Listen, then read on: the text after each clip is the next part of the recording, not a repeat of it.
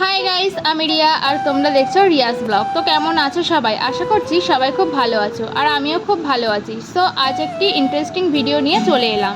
তো দেখো, আমি এখন বাড়ি থেকে বেরিয়ে গেছি আর তারপর আমার মনে হলো না একটা ভিডিও করতে হবে, কারণ আজ ছিল টিচার্স ডে। টিচার্স ডেতে কী কী কাউতালি হলো সেটা জানতে হলে তোমাদের ভিডিওটা কন্টিনিউ দেখতে হবে। সো আমরা দেখো এখন স্টুডিওতে চলে এসেছি আর আমরা আস্তে আস্তে ভাবছিলাম আমরাই কি লেট, তারপর এসে দেখি না আমরাই ফার্স্ট চলে এসেছি। আর এসেছিল প্রীতি, আর ও দেখো ক্যামেরা দেখে হাই করে দিল। আর এই পাশে ছিল পারুল দি।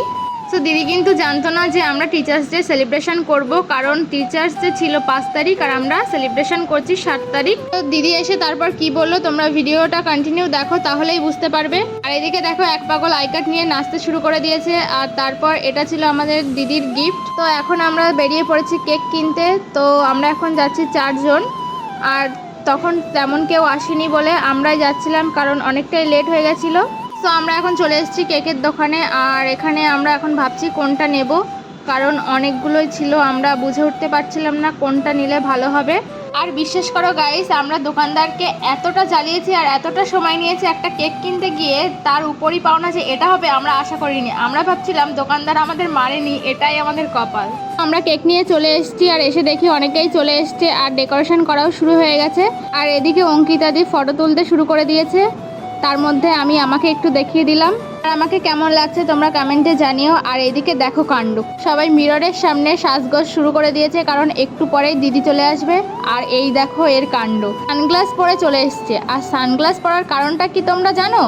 ওকে এখন ছবি তুলে দিতে হবে। আর এইদিকে দেখো আরেকজনের কাণ্ড, ক্যামেরা অন করেছি মানেই ভাবছে ফটো তুলছি, তারপর দেখলো না ভিডিও করছি। আর মুখটা দেখো। আর এইদিকে দেখো কেউ কাজ করছে না, সবাই ফোন নিয়ে ব্যস্ত। আর এদিকে পারুলদি সেটাই বলছিল যে তোরা ফোনে কি পরে ফটো তুলতে পারবি না, সেটা নিয়েই বকা দিচ্ছিল। আর আমি সেটা বলার পর দেখো আমাকে চড় মারতে আসলো।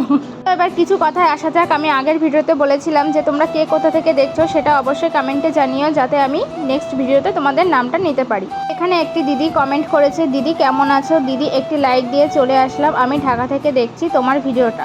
থ্যাংক ইউ সো মাচ এত দূর থেকে আমার ভিডিওটা দেখার জন্য। আর এভাবেই তোমরা সাপোর্ট করে যেও, যাতে আমি আরও সুন্দর সুন্দর ভিডিও তোমাদের সামনে প্রেজেন্ট করতে পারি। আর হ্যাঁ, তোমরা কে কোথা থেকে ভিডিওটি দেখছো সেটা অবশ্যই জানিও, যাতে নেক্সট ভিডিওতে আমি তোমাদের নামটা নিতে পারি।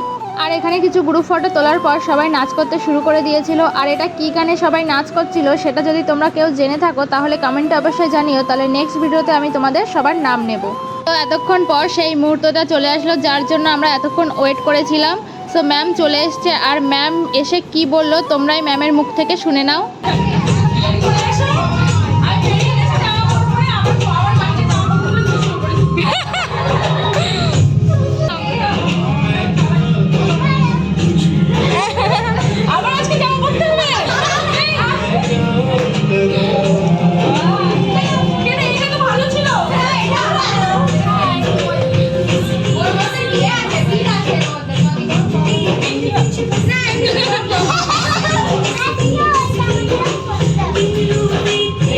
কেমন আছে দিদি? পছন্দ হয়েছে?